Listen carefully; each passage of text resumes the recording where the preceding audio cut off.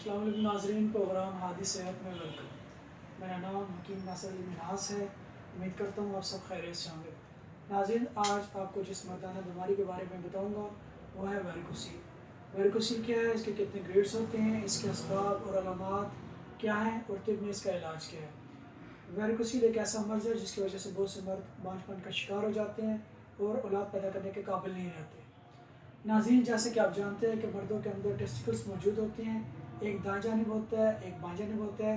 ये टेस्टिकल्स एक थैली के अंदर मौजूद होते हैं जिसे हम स्कॉटम कहते हैं। वेरिकोसील से मुराद टेस्टिकल्स के गिर्द जो स्कॉटम के साथ वेन्स होती है उनका फूल जाना है।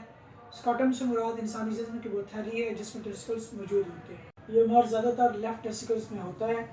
वेरिकोसील की एक काफ़ी कम्प्लेक्स टर्म है। इंसान के रिप्रोडक्टिव सिस्टम में टेस्टिकल्स शामिल होते हैं। ये टेस्टिकल्स की ढीली स्किन स्कॉटम में मौजूद होती है। इन टेस्टिकल्स में रिप्रोडक्टिव सेल्स यानी कि स्पर्म्स बनते हैं। इन्हीं टेस्टिकल्स में टेस्टोस्टेरोन भी पैदा होते हैं। ये टेस्टोस्टेरोन अपने मसल्स की ताकत और सेक्सुअल कुव्वत के लिए इस्तेमाल होते हैं। स्कॉटम हमारे लिए इन टेस्टिकल्स को ठंडा रखते हैं जिससे हमारे स्पर्म्स की प्रोडक्शन के लिए टेम्परेचर मौजूद रहता है।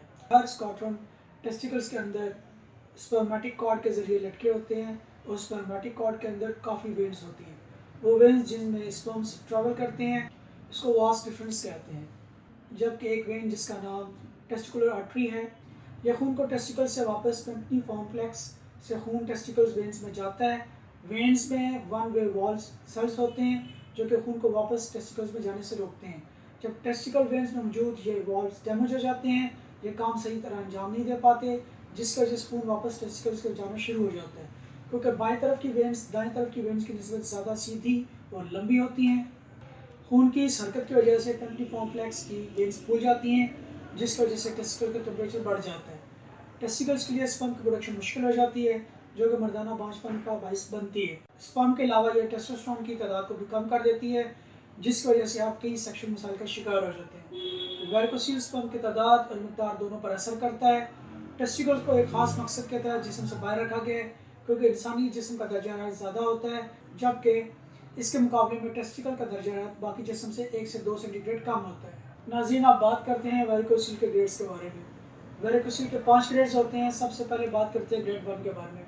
ग्रेड 1 वेरिकोसील में जोर लगाने पर टेस्टिकल्स में नसों के अंदर खून का दौरानिया रिवर्स नहीं होता। अगर लेटने या खड़े होने पर दोनों सूरतों में वेरिकोसील नज़र ना आए और ना ही मालिश को महसूस हो तो वो ग्रेड 1 वेरिकोसील है। ग्रेड 2 अगर लेटने पर वेरिकोसील महसूस नहीं होता और खड़े होने पर वेरिकोसील महसूस होता हो तो वो ग्रेड 2 है।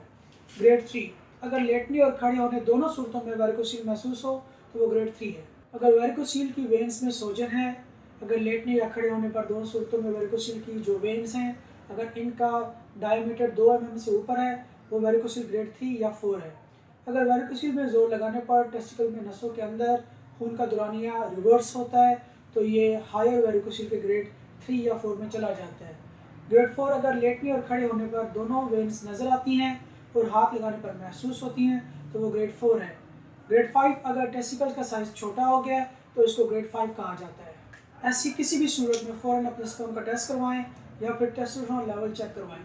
वेरिकोसील की मंदरजा झैल अलामात हैं टेस्टिकल्स में दर्द होना, टेस्टिकल्स में चुभन का होना, टेस्टिकल्स की थैली के नज़दीक सोजन, स्कॉटम के अंदर वेन्स का फूल जाना, टेस्टिकल्स का सिकुड़ जाना। इस बीमारी में खुशी के ऊपर एक उभार सा मालूम होता है जो नीचे से खुला हुआ और ऊपर से तंग और गिरादार होता है। मरीज़ चिड़चिड़ापन का शिकार हो जाता है, मरीज़ डिप्रेशन में चला जाता है। वह नाज़रीन, आप वेरिकोसील के असबाब के बारे में बात करते हैं। 15 से 30 साल के दरमियान मर्दों को वेरिकोसील होने के इम्कानात ज़्यादा होते हैं। जो मर्द ज़्यादा वज़न उठाते हैं उनको ये मर्ज ज़्यादा होता है। ज़्यादा वज़न उठाने से बाईजानिब की टेस्टिकल की वेन्स पर ज़्यादा इफेक्ट होता है।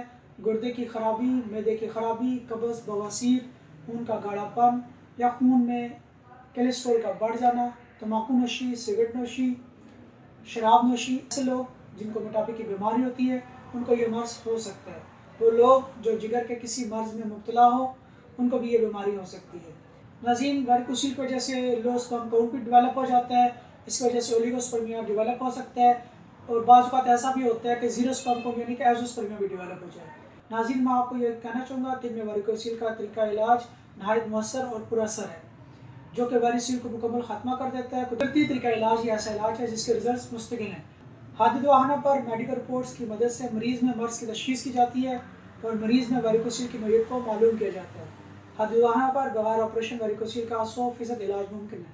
हादिद वाहना पर वेरिकोसील के असल असबाब को नज़र रखकर इसका इलाज किया जाता है। वेरिकोसील के इलाज के बाद ओलिगोस्पर्मिया और नेक्रोस्पर्मिया की बीमारी से निजात हासिल हो जाती है। तो फिर आज हादिद वाहना पर तशरीफ़ लाएँ और मुकम्मल यकीन के साथ अपना इलाज करवाएँ। अल्लाह हाफ़िज़।